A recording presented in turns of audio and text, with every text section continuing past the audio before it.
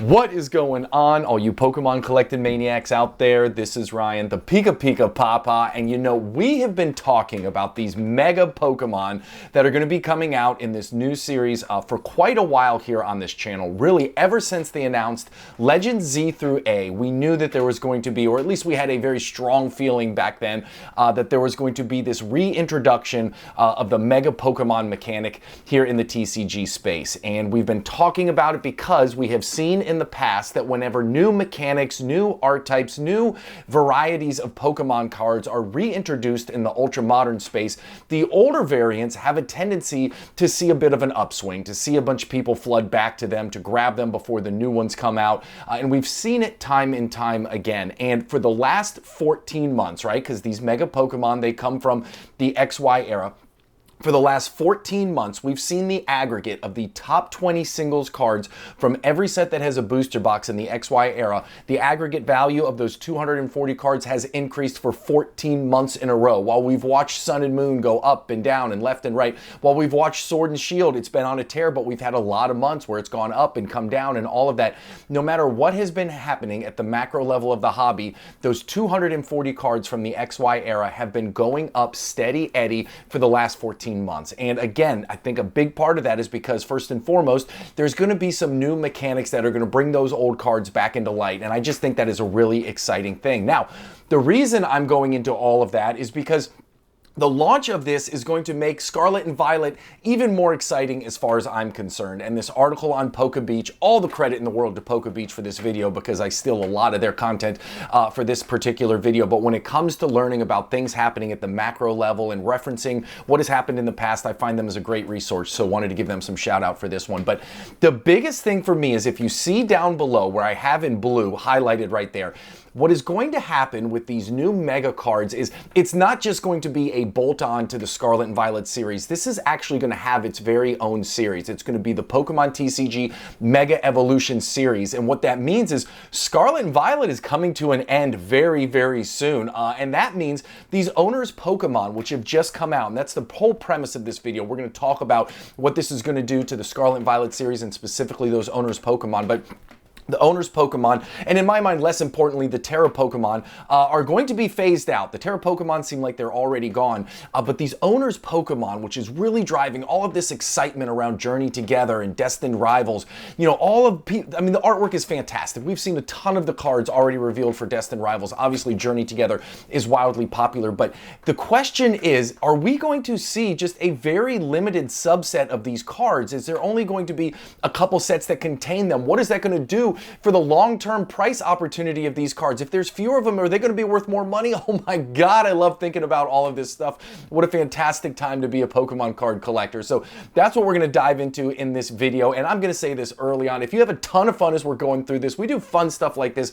all the time. So if you have fun, if you're taking some lessons away from this, hit that subscribe button. And if you got questions or comments, drop them down below. And if you like what you see, give us a big old thumbs up. So with that out of the way, let's start digging into what all of this could possibly mean in the future. So when you think about this, ending a series mid-generation has not been done since the Diamond and Pearl series in 2009, and that was when they introduced Heart Gold and Soul Silver, right? And they just felt like they needed its own series. So that's exactly what they're going through right now. Now, you know I love to take lessons from the past, apply them to the present to hopefully give us some idea of what might happen in the future. But I am just going to go ahead and wave the white flag on this. Listen, collecting was so fundamentally different. Print runs were different. You can't compare anything that happened in 2009 to what might happen today in the future. So we're going to put all those comparisons aside. But for me, the biggest kind of cliff note on this is they haven't done this in a long time. And what I love about this is we are starting to see the Pokemon Company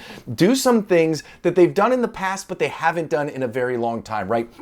Think about the box toppers that we're getting, at least in the Americas here, in the Journey Together booster boxes, okay? You're going to get that Ends Reshiram promo card, which is going to be on the top of the packs of these booster box, the enhanced booster box. We have not seen box toppers since Generation 3, so they're reaching way, way back on that one. And we see that that product is wildly popular. I promise you, people are going to be knife fighting over that promo and those booster boxes. And now we have them doing another thing, again, since 2009. Again, that's 10 years after the Pokemon whole collecting space came to the US. It started in the 1999 base set, so obviously 2009 is 10 years later. So we're seeing them start to do these things that were popular in the past. And again, I just think it's going to drive a lot of nostalgia. People are going to be super excited about it. So I thought that was a really cool call out. Now, at the end of the day, when I think about what effect it might have, these are some of my absolute favorite owners Pokemon that are coming out in the next two sets, and I would love them no matter what, but I promise you, I truly believe this. I am much more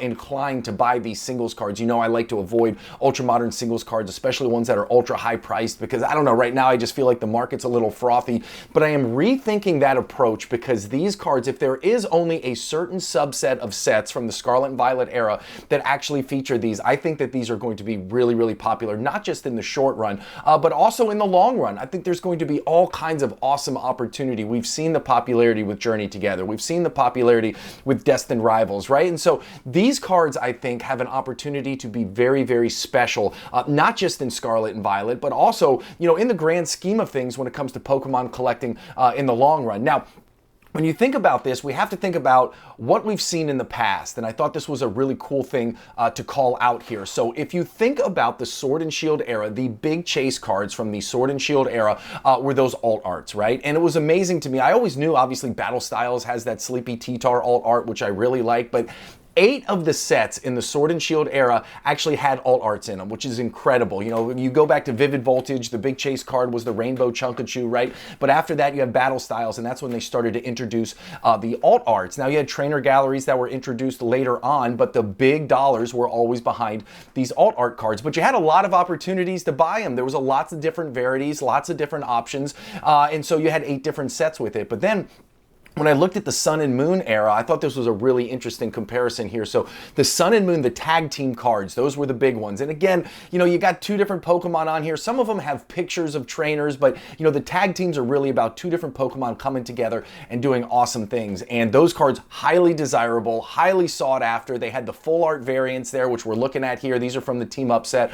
And the Team Up set was actually the first set which introduced those tag team cards. So you think about it, there was only 4 sets in the Sun and Moon era that featured tag team cards. So this is, again, I think that's a really cool comparison, because when you think about what's lying ahead of us here in the Scarlet and Violet series, this is what we have coming out, okay? So obviously we've talked about Journey Together. We know it. It's launching in a couple weeks, or it's launching in a week.